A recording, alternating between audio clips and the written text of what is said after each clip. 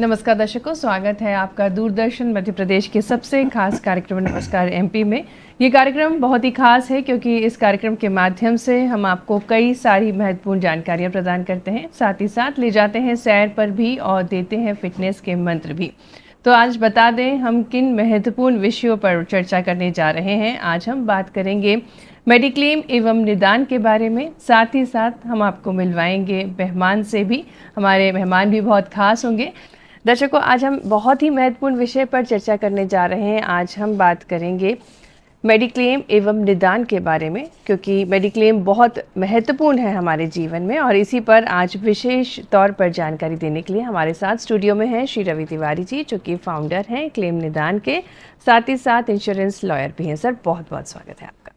बहुत बहुत धन्यवाद आपका कृतिका जी और दूरदर्शन के समस्त दर्शकों का। बिल्कुल सर, स्वास्थ्य बीमा की जब भी बात होती है, क्यों महत्वपूर्ण है बीमा करवाना? लोगों के नज़रिए से अगर देखें तो वो इतना महत्वपूर्ण नहीं समझते, लेकिन क्यों महत्वपूर्ण है एक आम आदमी का भी स्वास्थ्य बीमा होना?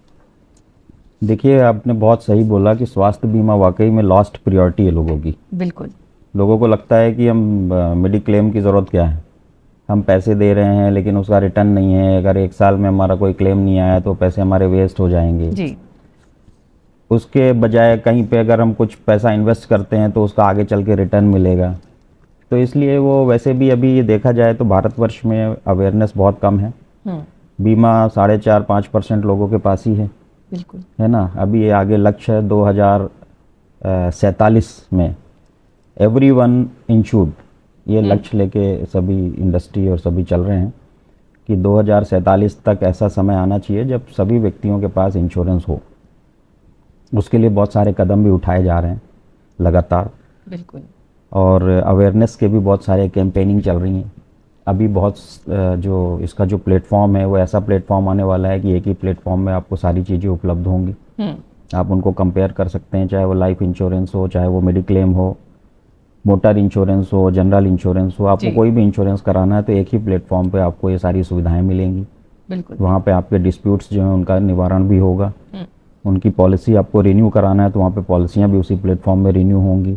कंपेयर कर सकते हैं 1, 2, 3, 4, 5 जो आपके लिए सुटेबल हो इंश्योरेंस ले सकते हैं। तो बहुत ही अच्छी अच्छी ऐसी चीज़ें आ रही हैं।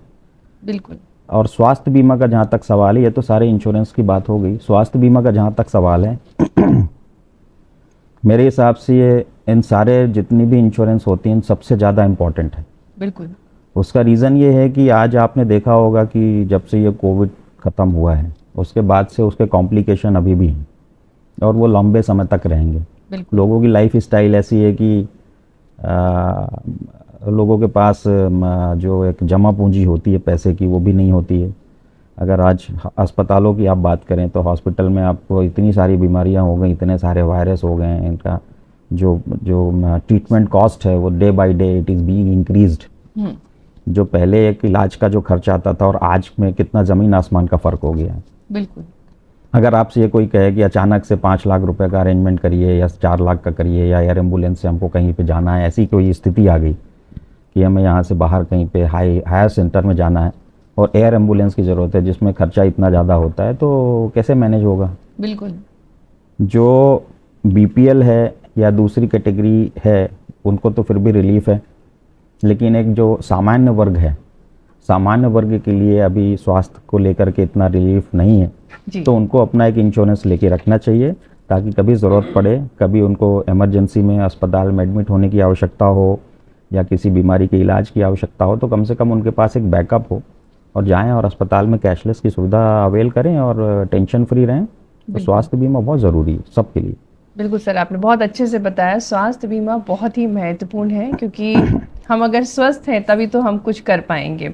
सर, जैसा कि देखा गया मनोस्थिति जो होती है, एक आम मनुष्य की मनोस्थिति होती है कि स्वास्थ्य बीमा को सबसे लास्ट प्रायोरिटी में रखना, और किस जीवन के किस पड़ाव में स्वास्थ्य बीमा ले लेना चाहिए, आप जागरूकता किस प्रकार से फैलाते हैं? देखिए, वैसे तो ये बाई बर्थ होना चाहिए, बच्चों को माँ बाप के साथ कवर्ड होना चाहिए, लेकिन फिर भी एक जो 35 की जो एज होती है 35 to 40 उसके बाद जनरली थोड़ा सा फिजिकल प्रॉब्लम्स आना चालू होती हैं।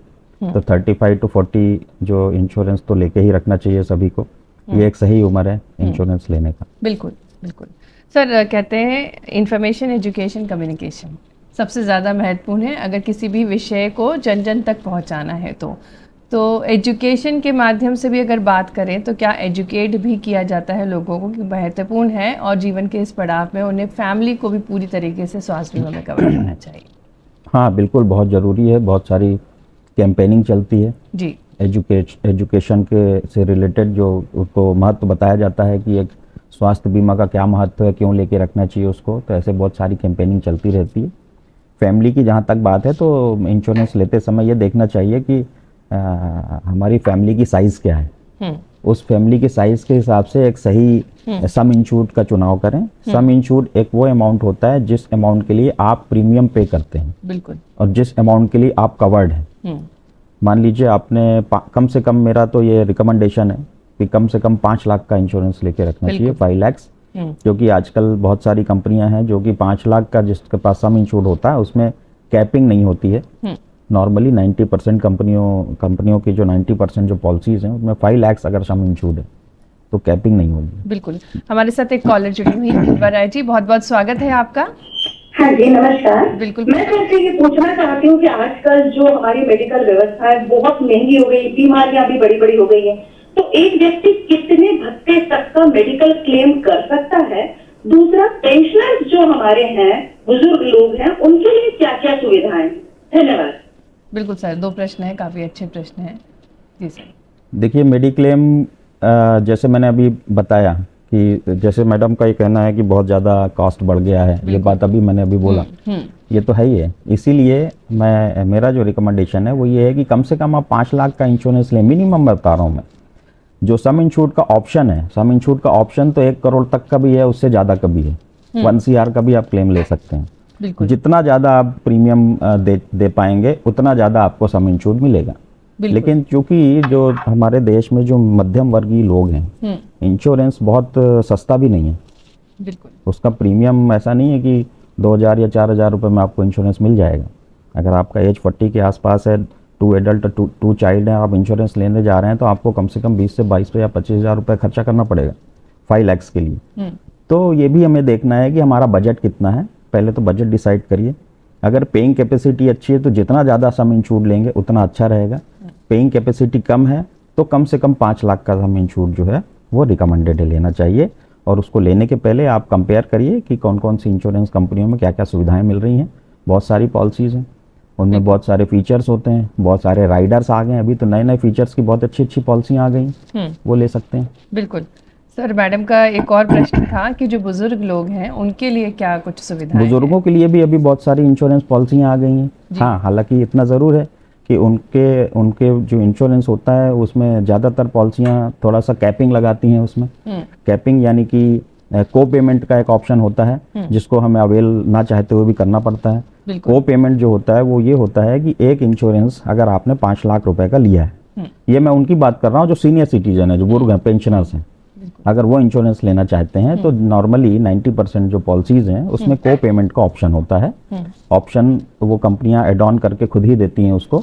उसमें ये रहता है कि अगर मान लीजिए 20% का कोपे है और आपका क्लेम अगर 1 लाख रुपए का आया है तो 1 लाख में जो एडमिसेबल अमाउंट होगा, 1 लाख का अगर आपका एक्सपेंस हुआ है, 1 लाख में जो एडमिसेबल अमाउंट है यानी कि पेबल अमाउंट है इंश्योरेंस की टर्म्स एंड कंडीशन के हिसाब से, उसका 80% कंपनी पे करेगी एंड 20% आपको पे करना है। That is called a copay. तो कोपे वाली पॉलिसियां होती हैं, they can avail policy, no issue.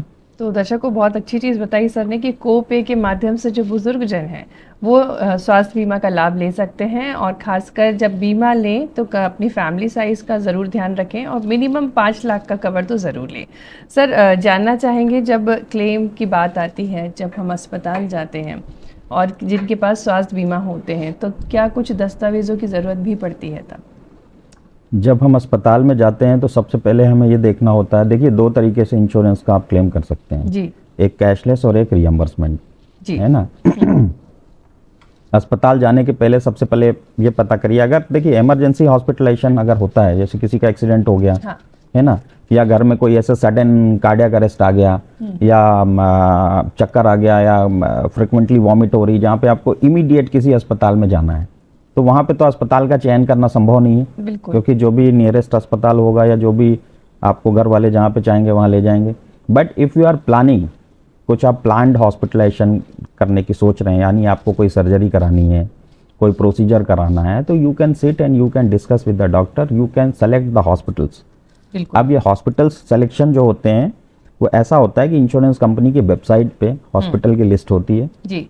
उस वेबसाइट पे आप जाइए, वहाँ पे आप देखिए कि आपकी सिटी में कौन सा ऐसा अस्पताल है जो उस इंश्योरेंस कंपनी, जिस इंश्योरेंस कंपनी की आपकी पॉलिसी है, उस इंश्योरेंस कंपनी के नेटवर्क अरेंजमेंट में वो अस्पताल है। बिल्कुल। फिर इंश्योरेंस कंपनी पे फ़ोन करिए टोल फ्री पे, और उस अस्पताल का एक कंफर्मेशन भी लीजिए, और कंफर्मेशन लेने के बाद उनको इंटीमेट करिए एडमिशन के पहले, बिल्कुल, या एडमिशन के 24 आवर्स में। आप याद रखिए एक चीज़ कि जब भी आप कैशलेस के लिए जाते हैं किसी भी नेटवर्क अस्पताल में या नॉन नेटवर्क अस्पताल में, अगर आपका हॉस्पिटलाइजेशन होता है तो इंटीमेशन 24 घंटे के अंदर देना बहुत ज़रूरी होता है। आपने इंटीमेशन दिया और फिर उस अस्पताल में आप जाइए, वहाँ पे आपको इंश्योरेंस की पॉलिसी देना होता है आपकी, या इंश्योरेंस की पॉलिसी के साथ जो कार्ड आता है वो कार्ड भी आप दे सकते हैं। बिल्कुल। साथ में आपको केवाईसी के डॉक्यूमेंट देने पड़ते हैं। इसके अलावा बाकी की जितनी भी प्रोसेस है वो इंश्योरेंस का टीपीए डिपार्टमेंट करता है। इंश्योरेंस का अस्पताल में एक इंश्योरेंस सेल होता है हर एक हॉस्पिटल में, तो वो उसका पूरा प्रोसेस करते हैं। प्री ऑथ रिक्वेस्ट एक फॉर्म होगा, उसमें आपकी सारी इंफॉर्मेशन मेंशन करेंगे। डॉक्टर्स उसमें जो ट्रीटमेंट होना है वो ट्रीटमेंट मेंशन करेंगे। अस्पताल का जो बिलिंग डिपार्टमेंट होता है, बिलिंग डिपार्टमेंट उसमें ये मेंशन करेगा कि उसका एस्टीमेट कॉस्ट कितना है, उसमें कितना खर्चा आएगा। आपके उसमें कंसेंट लिए जाएंगे विथ सपोर्टिंग डॉक्यूमेंट। वो अस्पताल का इंश्योरेंस का डिपार्टमेंट जो होता है वो इंश्योरेंस कंपनियों में वो प्री ऑथ रिक्वेस्ट फॉर्म भेजता है along with all supporting document, investigation report and prescription. और फिर उसके बाद आपका जो डिसीज़ है उसका ऑथराइजेशन इंश्योरेंस कंपनियां उनको दे देती है। बिल्कुल। और फिर उसके बाद वो ट्रीटमेंट चालू कर देते हैं, और उसके इंश्योरेंस का जब ट्रीटमेंट चालू हो जाता है तो चालू होने के बाद आपका पूरा ट्रीटमेंट होता है। फिर आप जब अस्पताल से डिस्चार्ज होते हैं तब एग्जैक्टली कितना अमाउंट एक्सपेंस हुआ है उस समय पता चलता है। पहले तो एस्टीमेट देते हैं जी, डिस्चार्ज के समय पता चलेगा कि एग्जैक्टली कितना अमाउंट इसमें एक्सपेंड हुआ है। तो फिर फाइनल बिल अस्पताल का, उसकी डिस्चार्ज समरी, और उसके अलावा जो भी उसके इंडोर कैश पेपर जब वो इंश्योरेंस कंपनी में भेजते हैं तो फाइनल सेटलमेंट होके आता है। जितना फाइनल सेटलमेंट होके इंश्योरेंस कंपनी से आएगा वो अस्पताल आपको कैशलेस दे देंगे। तो ये कैशलेस का प्रोसेस है और ये डॉक्यूमेंट आपको वहाँ पे देने हैं। बिल्कुल, पूरा जो प्रोसीजर है आपने काफ़ी अच्छे से बताया हमारे दर्शकों को कि किस प्रकार से आपको अस्पताल का चयन करना है। जो भी आपने कंपनी चूज़ करी है मेडिक्लेम के लिए, उसकी वेबसाइट पर अस्पताल का नाम दिया जाता है, उसमें टोल फ्री नंबर्स भी होते हैं, उस पर कॉल करके आप कंफर्म कर सकते हैं। लेकिन सर कभी कभी ऐसी स्थिति आती है, आपने जैसा बताया कि इमरजेंसी के समय अस्पताल में एक्सीडेंट के समय हो सकता है जो नज़दीकी अस्पताल हो वहाँ पर जाकर एडमिट हो जाए और वो लिस्ट ऑन नहीं हो स्वास्थ्य बीमा कंपनी के उसमें वेबसाइट पर, तब क्या स्थिति रहती है? क्या पॉसिबिलिटीज़ रहती है रिएम्बर्समेंट की या फिर कैशलेस की? देखिए अभी तो वैसे भी मैं आपको बता दूं, एक गुड न्यूज़ ये है कि अभी कैशलेस एवरीवेयर आने वाला है बहुत जल्दी। तो कैशलेस एवरीवेयर आ जाएगा तो ये प्रॉब्लम खत्म हो जाएगी। नॉन नेटवर्क अस्पताल में भी आप कैशलेस अवेल कर पाएंगे। उसका प्रोसेस होता है कि 48 आवर्स पहले आपको इंटीमेट करना पड़ेगा। अभी जो विद इन 24 आवर्स है वो 48 आवर्स पहले इंटीमेट करना पड़ेगा। तो उस हिसाब से वो कंपनियां उन अस्पतालों में भी कैशलेस देंगी। अप्रॉक्सीमेटली 40,000 हॉस्पिटल्स इसमें लिस्टेड हो रहे हैं, जो कि बहुत बड़ी संख्या होती है। तो ये प्रॉब्लम खत्म हो जाएगी। लेकिन जब इमरजेंसी आ जाती है तो कुछ सपोर्ट मिलता है क्या स्वास्थ्य बीमा कंपनी? बिल्कुल मिलता है जी सर। कैशलेस एवरीवेयर में तो मिलेगा ही, लेकिन जब तक कैशलेस एवरीवेयर एप्लीकेबल नहीं होता है तब तक आज की जो व्यवस्था है वो ये है कि आप इन ऐसे अस्पताल, जो अस्पताल इंश्योरेंस कंपनियों के नेटवर्क अरेंजमेंट में नहीं है, उन अस्पतालों में आप जाएं और वहाँ पे आपका रियम्बर्समेंट का क्लेम आप वहाँ के लिए कर सकते हैं। तो रियम्बर्स उसके, लेकिन रियम्बर्समेंट में भी एक चीज़ बहुत इंपॉर्टेंट है, याद रखिएगा कि उसमें भी इंटीमेट करना बहुत ज़रूरी है कंपनियों को, ताकि during hospitalization company can send their verification officer to verify whether the patient is correct admitted or not or what treatment is going on। बिल्कुल। तो उसको वेरिफिकेशन का एक अपॉर्चुनिटी उस कंपनी को देना बहुत ज़रूरी है। तो इसलिए टाइम पे इंटीमेट करिए, और इंटीमेट करने के बाद आप अस्पताल में ट्रीटमेंट लीजिए। ट्रीटमेंट लेने के बाद जब अस्पताल से आप डिस्चार्ज होते हैं तो अस्पताल से सारे ओरिजिनल डॉक्यूमेंट आपको कलेक्ट करने हैं जी। क्योंकि उसमें अस्पताल कोई भी प्रोसेस नहीं करता है रियम्बर्समेंट में। तो आपको क्लेम फॉर्म एक फिल करना होता है। क्लेम फॉर्म फिल करने के साथ कुछ जो बेसिक डॉक्यूमेंट्स हैं, जैसे कि आपकी केवाईसी, इंश्योरेंस की पॉलिसी, डिस्चार्ज समरी, जो आपने पेमेंट किया है उसके बिल्स, उसकी रिसिप्ट्स, अगर मेडिसिन ली हैं तो मेडिसिन अलग से परचेज किए हैं तो मेडिसिन के बिल्स, जो टेस्ट हुए हैं अस्पताल में, इन्वेस्टिगेशन रिपोर्ट, तो ये सारे जो मेन डॉक्यूमेंट्स होते हैं उसके ओरिजिनल डॉक्यूमेंट्स आपको कंपनी को देने होते हैं। कंपनी फिर उसको क्लेम को रियम्बर्समेंट प्रोसेस करती है और आपके अकाउंट में सेटल करके पेमेंट जो है वो क्रेडिट कर देती है। ऐसी अगर कोई स्थिति बनती है सर कि अस्पताल हमें पूरे डॉक्यूमेंट्स नहीं दे पाता है, तब किस प्रकार से सपोर्ट मिलता है बीमा कंपनी का, या फिर हम किस प्रकार से आगे बढ़ सकते हैं जिससे हमें बीमा का फायदा मिले? नहीं, देखिए अस्पताल आपको सारे डॉक्यूमेंट नहीं देता, ऐसा कभी नहीं होता। वो इसलिए कि आप अस्पताल को पे कर रहे हैं। मैं रियम्बर्समेंट की बात कर रहा हूँ। अगर रियम्बर्समेंट का आप क्लेम करना चाहते हैं और आपने अस्पताल में पूरा पेमेंट किया है तो अस्पताल आपको निश्चित तौर पे पूरे पेपर देगा। बिल्कुल। कुछ कुछ एडिशनल पेपर होते हैं जो अस्पताल की कुछ कॉन्फिडेंशियल या उनको इंटरनली डॉक्यूमेंट बोल सकते हैं, जैसे कि आईसीपी हो गई है ना, आईपीडी पेपर्स हो गए, वो जनरली अस्पताल ऑन रिक्वेस्ट देता है। तो अगर इंश्योरेंस कंपनी को ये डॉक्यूमेंट चाहिए, कुछ एडिशनल डॉक्यूमेंट चाहिए, कुछ एडिशनल इन्फॉर्मेशन चाहिए, you can give the authorization to the insurance company. बिल्कुल। वो अपना किसी को डिप्यूट करेंगे और लेके आएंगे, या फिर वो इंश्योरेंस आपको लिखित तौर पे एक लेटर देंगे कि we need the following additional document. तो आप जाइए अस्पताल को दिखाइए, अस्पताल will give the certified photocopy, insurance company में जमा करिए, they will settle the claim. बिल्कुल बिल्कुल सर, बहुत इंपॉर्टेंट चीज़ें आपने बताई, बहुत महत्वपूर्ण चीज़ें आपने बताई। तो जब इमरजेंसी हो तब भी क्लेम सेटल हो जाता है, और उसमें महत्वपूर्ण चीज़ ये है कि आपको इन्फॉर्म करना बहुत ज़रूरी है, इंटीमेट करना बहुत ज़रूरी है बीमा कंपनी को। साथ ही साथ आपको जो डॉक्यूमेंट्स है वो केवाईसी बहुत इंपॉर्टेंट है, बिल्स और रेसिप्ट बहुत इंपॉर्टेंट है, जिससे आप क्लेम का फ़ायदा ले सकें। सर, बात करें पोर्टेबिलिटी की, पोर्टेबिलिटी क्या है और क्या बीमा पोर्ट करवाने में क्लेम जो आता है उसमें क्या कुछ परेशानियों का सामना भी करना पड़ता है? पोर्टेबिलिटी एक देखा जाए तो है तो वैसे काफ़ी अच्छा ऑप्शन, पहले नहीं था ये, काफ़ी पहले, अभी बहुत पहले से पोर्टेबिलिटी आ गया है। पोर्टेबिलिटी का मतलब ये होता है कि आप एक कंपनी से दूसरी कंपनी में आपके इंश्योरेंस को ऑल कंटिन्यूटी बेनिफिट के साथ शिफ्ट कर सकते हैं। जी। मान लीजिए आप एक इंश्योरेंस कंपनी में हैं और उस इंश्योरेंस कंपनी की आपकी 2, 3, 4 साल या 5 साल पुरानी पॉलिसी चल रही है, बस किसी कारणों से आप इंश्योरेंस कंपनी से हैप्पी नहीं है, प्रीमियम को लेके, सर्विस को लेके, बहुत सारे रीजंस होते हैं।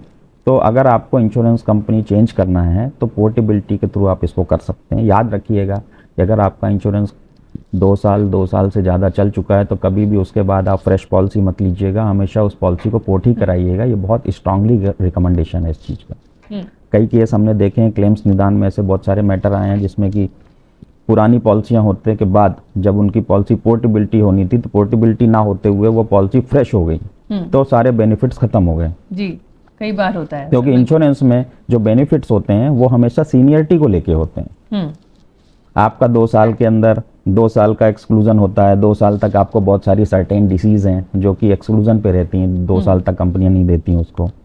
हाइड्रोसील है, हार्निया है, पीआईवीडी है, जॉइंट रिप्लेसमेंट है, ऐसे बहुत सारे जो प्रोसीजर्स होते हैं वो 2 इयर्स तक कवर नहीं होते, कैटरेक्ट है ना। तो अब 2 साल के बाद अगर उनको कवर करना है और 2 साल तक आपकी एक इंश्योरेंस में पॉलिसी चल गई, निश्चित तौर पे तीसरे साल वो कवर्ड है वो चीज़, बट अगर पॉलिसी फ्रेश हो गई तो फिर वो कवर नहीं होगा। बिल्कुल, है ना। इसलिए इंश्योरेंस को जब भी आप चेंज करें कंपनियां तो पोर्ट कराएं। पोर्ट कराने का रूल होता है, उसकी गाइडलाइन को समझें, और बहुत ही रिस्की है पोर्ट। मैं ये भी बता दूं, पोर्टेबिलिटी इज़ वेरी रिस्की। हमारे पास इतने केसेस हैं पोर्टेबिलिटी के कारण जो इशू होते हैं। जनरली होता क्या है कि आपकी एक इंश्योरेंस कंपनियों में लगातार कई सालों से इंश्योरेंस चला आ रहा है, वहाँ पे आपकी सारी चीज़ें कवर हो गई। अब जब एक इंश्योरेंस कंपनी से दूसरी इंश्योरेंस कंपनी में जब पॉलिसी पोर्ट होती है तो जनरली हमारे पास ऐसी बहुत सारे मैटर आए हैं जिसमें हमने ये देखा है कि उसमें उस समय पे भी एक प्रोसेस होता है कि प्रपोजल फॉर्म फिल कराने का ड्यूरिंग पोर्टेबिलिटी। पहला प्रपोजल फॉर्म आपने कब भरा है? जब आपने एक इंश्योरेंस खरीदा था पहली बार। अब जब आप कंपनी चेंज कर रहे हैं तो आपको फिर से प्रपोजल फॉर्म भरना है जी। प्रपोजल फॉर्म जो होता है वो ये एक इतना इंपॉर्टेंट डॉक्यूमेंट होता है जिस डॉक्यूमेंट के बेस पे इंश्योरेंस कंपनी आपको पॉलिसी इशू करती है। That is very important document, you remember this. उस प्रपोजल फॉर्म को भरना, अपना सारा मेडिकल हेल्थ स्टेटस उसमें डिक्लेयर करना, अगर आपके पास कोई और इंश्योरेंस है तो उस इंश्योरेंस की डिटेल उसमें मेंशन करना, आपकी फैमिली की सही जानकारी देना, आपको कभी कोई इशू था, हेल्थ इशू था, आपने कभी कोई प्रोसेस कराया था, कभी का अस्पताल में कभी एडमिट हुए थे, अभी कोई आप ट्रीटमेंट ले रहे हैं, आपकी सही एज, सही एड्रेस, ये सारी चीज़ें उसमें मेंशन करना बहुत ज़रूरी है। बिल्कुल। जनरली लोग इसको स्किप कर देते हैं, इसको मेंशन नहीं करते। उनको क्या लगता है कि जब मैंने इंश्योरेंस लिया था तो मैंने सारी चीज़ें डिस्क्लोज की, अभी तो सिर्फ कंपनी चेंज हो रही है, पॉलिसी तो वही है। बिल्कुल। बट आप ये सोचिए कि जो इंश्योरेंस कंपनी नई है, आपने किसी 5 साल तक किसी इंश्योरेंस कंपनी को प्रीमियम दिया, आज आप पोर्ट जिस कंपनी में करा रहे हैं वो आपके लिए नई कंपनी है, उसको आपके हेल्थ के विषय में अगर पता नहीं होगा तो how they can examine your proposal form. तो मेडिकल अंडर राइटिंग डिपार्टमेंट जो होता है वो एक इंश्योरेंस कंपनी का पॉलिसी जब इशू होती है तो इशूइंग डिपार्टमेंट होता है, that is a medical under writing department. तो जब आप इस प्रपोजल फॉर्म को फिल करते हैं, अपना हेल्थ कंडीशन मेंशन करते हैं, अपनी ट्रीटमेंट के पेपर लगाते हैं, तो इंश्योरेंस कंपनियां उसको अपने मेडिकल अंडर राइटिंग डिपार्टमेंट में भेजती है। मेडिकल अंडर राइटिंग डिपार्टमेंट उसको स्क्रूटनी करता है, एग्जामिन करते हैं और वो डिसाइड करते हैं कि whether they are ready to issue the policy और नॉट। बिल्कुल भाई देखिए, आपको इंश्योरेंस कंपनियां चेंज करने का अधिकार है, तो इंश्योरेंस कंपनियों को भी अधिकार है कि वो किस क्लाइंट को उनको देना है, किसको नहीं देना है, समानता वाला अधिकार है ये। बिल्कुल। तो इसके लिए उनको सही जानकारी देना ताकि वो चीज को एग्जामिन कर पाए और ये डिसाइड कर पाए कि they are ready to give the policy with all continuity benefits. तो अगर इस सारी चीजों को, प्रक्रिया को पालन करते हुए समय जिस दिन आपका रिन्यूअल है उसके 45 डेज पहले ही अप्लाई करना चाहिए। ये तो बहुत ही रिकमेंडेड है ये चीज कि 45 डेज पहले ही आप इसको प्रक्रिया के कर लो, क्योंकि आप ये सारे अंडर राइटिंग में भी इंश्योरेंस कंपनियां टेक टाइम। बिल्कुल। ऐसा नहीं कि आज आप देंगे और कल आपका हो जाएगा। तो कई बार मैंने देखा है कि लोग पॉलिसियां आज ही उनकी खत्म हो रही है और आज ही पोर्टेबिलिटी की रिक्वेस्ट दे रहे हैं। बिल्कुल। तो उसमें कंपनियों के पास समय नहीं होता, तो वो दे टेक टाइम। तो 45 डेज पहले आप उनको ये प्रोसेस करिए। उसके बाद अगर आप पॉलिसी पोर्ट कराते हैं और इंश्योरेंस कंपनी उसके बाद आपको पॉलिसी इशू करती है तो निश्चित तौर पे आपको जीवन में कभी कोई परेशानी नहीं आएगी, आपके क्लेम पे इसका कोई फर्क नहीं पड़ेगा और आप कंटिन्यूटी बेनिफिट को एंजॉय कर पाएंगे। बिल्कुल सर, बहुत अच्छे से आपने बताया कि पोर्टेबिलिटी बहुत महत्वपूर्ण है, लेकिन जब पोर्टेबिलिटी करें, आप अपनी कंपनी चेंज करें, तब भी हमें उतनी ही बारीकी से सारी इन्फॉर्मेशन डालनी चाहिए, क्योंकि जो नई कंपनी है उसको वाकई में नहीं पता है कि आप क्या हेल्थ इश्यूज़ हैं। तो उसको भी जानकारी देने के लिए हमारी भी जिम्मेदारी बनती है कि पूरी इन्फॉर्मेशन, हम पूरे डिटेल्स बहुत अच्छे से भरें जिससे हमें आगे बहुत अच्छे से फ़ायदा मिल सके। और जब आपकी पॉलिसी पहली वाली ख़त्म हो रही है तो उसके बाद 45 डेज लगेंगे पोर्टेबिलिटी करने में। जब देखिए ऐसा कोई टाइम फ्रेम, वो तो 5 दिन में भी कंपनियां कर देती हैं जी, लेकिन आपको एडवांस में उनको अप्लाई कर देना चाहिए 45 डेज पहले।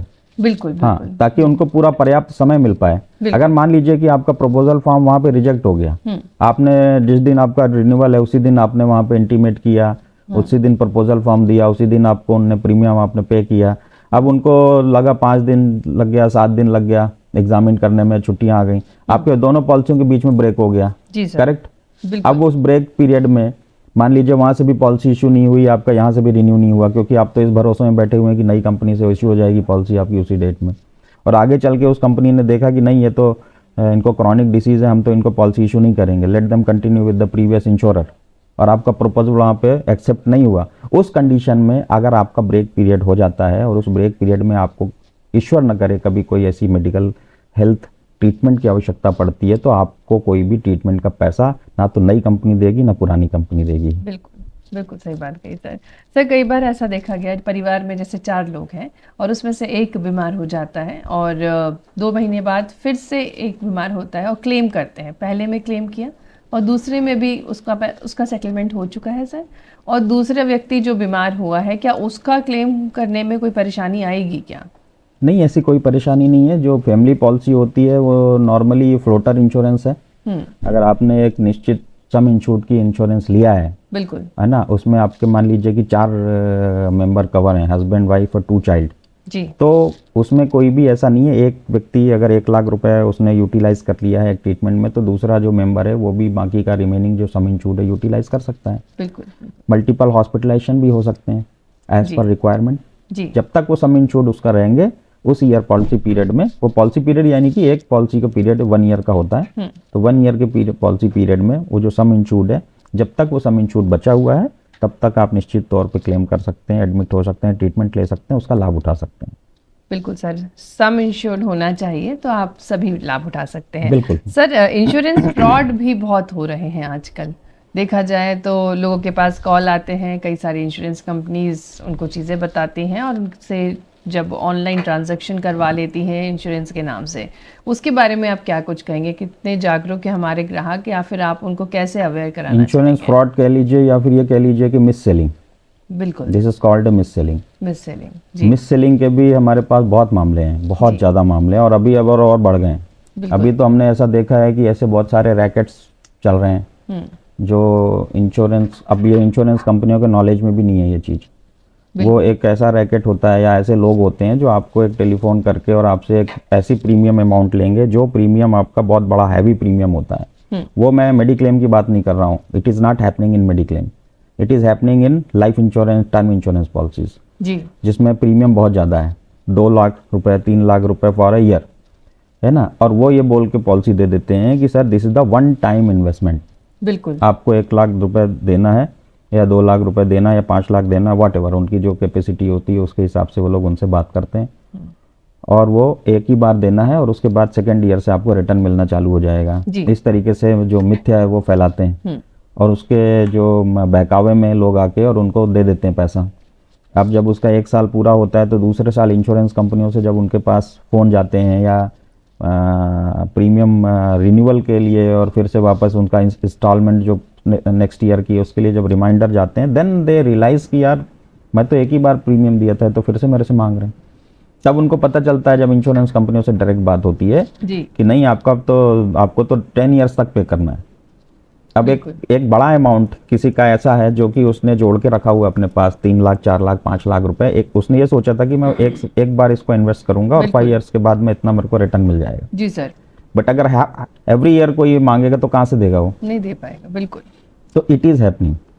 तो इसलिए इसमें मेरा सजेशन ये है कि कभी भी आप इंश्योरेंस लीजिए तो ऐसे किसी भी भ्रामक टेलीफोन कॉल बिना मिले लोगों से मत लीजिए, या इंश्योरेंस कंपनी में आप डायरेक्ट बात करिए, या जो अच्छे ब्रोकर्स होते हैं, अच्छे एजेंट्स होते हैं, बहुत अच्छे एजेंट्स हैं जिनके एजेंसी चैनल बहुत सक्सेस है भारतवर्ष में, बिल्कुल, बड़े अच्छे एजेंट्स हैं, बहुत अच्छे से प्रॉपर एक्सप्लेन करते हैं। ऐसे लोगों की संख्या बहुत कम है, लेकिन अच्छे लोगों की संख्या बहुत ज़्यादा है जो लोगों को प्रॉपर एक्सप्लेन करते हैं। उनसे कोऑर्डिनेट करिए, उनसे बात करिए, इंश्योरेंस कंपनी के टोल फ्री नंबर पर बात करिए। दुनिया भर में उनके ऑफिस खुले हुए हैं, ऑफिस में जाके उसको कंफर्म कर लीजिए। जब लेना ही इंश्योरेंस तो ये सारी प्रक्रिया करिए और फिर उसके बाद आपका इंश्योरेंस का चयन करिए और अपने हिसाब से इन्वेस्टमेंट के तौर पे जो आपको लाइफ इंश्योरेंस लेना है लीजिए, नो इशू। बिल्कुल सर, आपने बहुत अच्छी बात बताई है। दर्शकों, हमें विशेषकर ध्यान रखना चाहिए कि जब फ्रॉड तभी होता है जब हम जागरूक नहीं होते हैं। हमें जागरूक रहना चाहिए और हमें स्वयं मिलकर एजेंट से ही क्लेम लेना चाहिए। कई सारी एजेंसीज़ हैं, जैसा कि सर ने बताया, उनके माध्यम से हम ले सकते हैं क्लेम। सर, एजेंसीज़ की अगर बात करें तो अगर जेन्युइन एजेंसीज़ हैं वो कैसे पता लगा सकते हैं? कई सारी एजेंसीज हो चुकी, कई सारी बीमा, स्वास्थ्य बीमा कंपनीज आ चुकी हैं मार्केट में, तो क्या कितनी जेन्युइन है वो कंपनी, ये कैसे पता चले? IRDA से रजिस्टर्ड सारी इंश्योरेंस कंपनियां जेन्युइन हैं। बिल्कुल, बिल्कुल जी सर। सर, अगर किसी को बीमा या क्लेम में कुछ विवाद होता है तो वो कहाँ संपर्क कर सकते हैं, कैसे वे गाइडेंस ले सकते हैं? देखिए, आपका अगर कोई ऐसा डिस्प्यूट होता है जिसमें आपको लगता है कि इनजस्टिस हुआ है या कुछ मिस सेलिंग हुई है या इंश्योरेंस क्लेम में कोई समस्या आई, तो आप क्लेम्स निदान से संपर्क कर सकते हैं। हमारी इनिशियल ओपिनियन फ्री में जो है वो बिना चार्ज के फ्री में इनिशियल ओपिनियन दिया जाएगा जी सर, और देते हैं, लोगों की मदद करते हैं। तो आप वहाँ पे संपर्क कर सकते हैं, आपको समाधान मिलेगा। इंश्योरेंस कंपनियों के जो डिस्प्यूट्स के लिए जो ग्रीवियंस डिपार्टमेंट होते हैं, आप वहाँ पे संपर्क कर सकते हैं, वो भी आपको प्रॉपर गाइड करेंगे। उसका नंबर, नाम, आपका जो रिजेक्ट हुआ है लेटर उसके नीचे लिखा रहता है जी। उसमें भी नहीं है तो आप बीमा लोकपाल में जा सकते हैं, डिस्ट्रिक्ट कमीशन में जा सकते हैं, बहुत सारे प्लेटफॉर्म है। लेकिन सबसे पहले मेरा ये कहना है कि आप अगर किसी चीज़ को लेकर के किसी एस्केलेशन मोड में जा रहे हैं कि मेरे साथ जस्टिस हुआ है, तो first it should be assessed कि whether the justice is injustice happened और नॉट। तो अपना एक सेल्फ असेसमेंट जरूरी होता है। उस सेल्फ असेसमेंट के लिए एक एक्सपर्ट से आप बात कर लीजिए और अपनी फाइल उनको देके एक बार इनसे ओपिनियन ले लीजिए कि वाकई में ये क्लेम आपका जो है सही रिजेक्ट हुआ या गलत रिजेक्ट हुआ। बिल्कुल, अगर राइटली इट इज रिजेक्टेड तो अननेसेसरी आपका टाइम, पैसा, समय सब बर्बाद होना है। बिल्कुल, क्योंकि कंपनियां, मैंने देखा है कि ऐसा नहीं है कि कंपनियां हमेशा रिजेक्ट ही करती हैं या हमेशा लोगों के साथ गलत ही होता है, कई बार सही भी होता है, कई बार क्या हमेशा ही, कई बहुत कम ही ऐसा होता है जो संख्या बहुत कम है उसकी रिजेक्शन की, रेशियो कम है। तो ऐसा, हाँ, लेकिन इसमें भी ऐसा नहीं है कि सभी रिजेक्शन सही है। तो अगर आपको ऐसा लगता है तो पहले एक्सपर्ट ओपिनियन लीजिए और उसके बाद फिर आप उसको इस जो मैंने आपको प्लेटफॉर्म अभी बताया उस किसी भी प्लेटफॉर्म में जाएं और अपनी कंप्लेंट दर्ज कराएं, निश्चित तौर पे आपको समाधान मिलेगा उसका। बिल्कुल सर, चलते चलते कुछ शॉर्ट टिप्स, जब स्वास्थ्य बीमा लेना हो तो क्या कुछ सावधानियां हम सभी को बरतना चाहिए? जब भी आप इंश्योरेंस लीजिए तो मेरा सबसे इम्पॉर्टेंट और सबसे सिर्फ एक ही टिप है, अगर आप ये करेंगे तो जीवन में कभी आपको कोई भी हेल्थ इंश्योरेंस से रिलेटेड प्रॉब्लम नहीं आएगा। प्रपोजल फॉर्म को प्रॉपर पढ़ना है, एक एक क्वेश्चन के सही आंसर लिखना है और अपने स्वास्थ्य की, अपनी जो पर्सनल डिटेल्स की सही जानकारी देना है और उसके बाद जो टेली वेरिफिकेशन होता है उसमें भी सही जानकारी कंपनियों को देना है। पोर्टेबिलिटी में सही जानकारी देना है, सम इंश्योर्ड का सही चयन करना है फैमिली साइज के हिसाब से, और इस हिसाब से आपको हर एक व्यक्ति को एक एक हेल्थ इंश्योरेंस लेके जरूर रखना चाहिए। ये हमारा आपको सजेशन भी है, रिक्वेस्ट भी है। बिल्कुल सर, बहुत अच्छी जानकारी सर आपने हमारे दर्शकों को दी, कितना महत्वपूर्ण है स्वास्थ्य बीमा होना और किस प्रकार से हम पूरी फैमिली को कवर कर सकते हैं, कितना प्रीमियम लेना चाहिए, किस प्रकार से हम क्लेम सेटल कर सकते हैं। सर आपने बहुत अच्छी जानकारी दी, बहुत बहुत धन्यवाद। हमारे साथ श्री रवि तिवारी जी थे जो कि फाउंडर हैं क्लेम निदान के, साथ ही साथ इंश्योरेंस लॉयर हैं आप। दर्शकों, उम्मीद करेंगे आपको हमारा आज का कार्यक्रम काफ़ी पसंद आया होगा और इसी के साथ मैं आपसे लूँगी इजाज़त। नमस्कार।